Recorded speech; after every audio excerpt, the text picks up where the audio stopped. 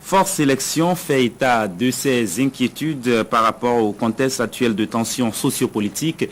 Les membres de cette organisation sont montés au créneau hier pour jouer encore une fois leur rôle d'éveilleurs de conscience.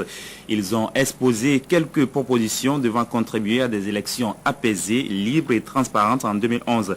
Compte rendu, Roland Darefa et Barnabé Messan.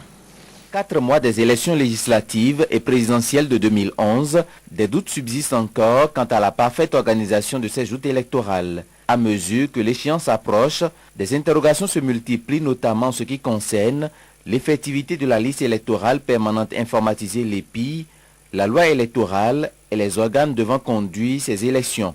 Face à cette situation, les membres du Front des organisations de la société civile pour des élections libres, transparentes et pacifiques propose l'attitude à adopter, définir au plus tôt les règles du jeu et faire en sorte qu'elles soient connues de tous.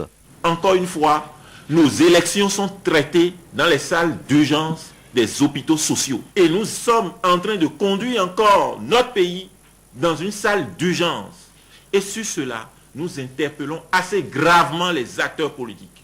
Pensez-vous qu'à moins de 4 mois des élections, un candidat qui ne sait pas ce qu'il va payer 100 millions ou 10 millions de caution puissent préparer dans la transparence les élections.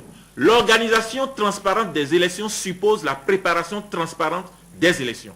La liste électorale permanente informatisée est l'une des règles du jeu et les membres de Force Élection sont unanimes sur sa réalisation à condition que ce soit une LEPI de qualité qui ne souffre d'aucun reproche. Il faut quand même que nous puissions réduire les difficultés de toutes sortes.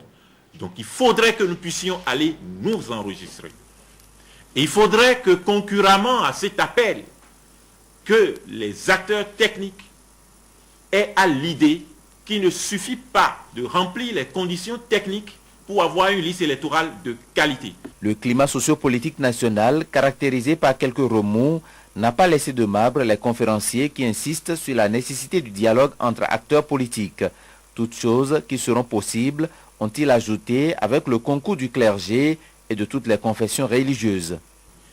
Et je voudrais, et encore une fois au nom de mes collègues, interpeller 3 personnes. Rumbedi Adrien, Ablaye Biochani et Yahi Boni. Mais nous voudrions avoir l'impression qu'ils se parlent. Même s'ils décident de nous mentir, qu'ils nous donnent l'impression qu'ils se parlent. On ne mérite pas de diriger un peuple lorsqu'on refuse de saluer son voisin, son compatriote. Ce n'est pas possible.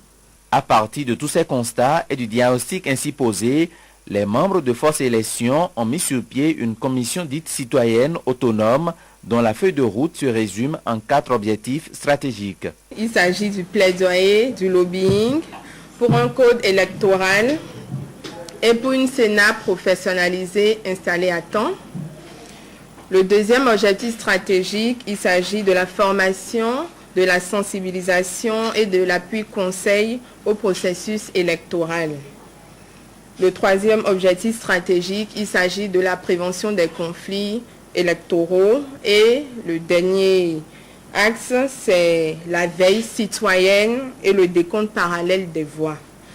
Pour la suite, les membres de Force Élection entendent échanger à nouveau avec tous les acteurs politiques et faire en sorte que des précisions transparaissent des dispositions prises pour l'organisation des élections de 2011.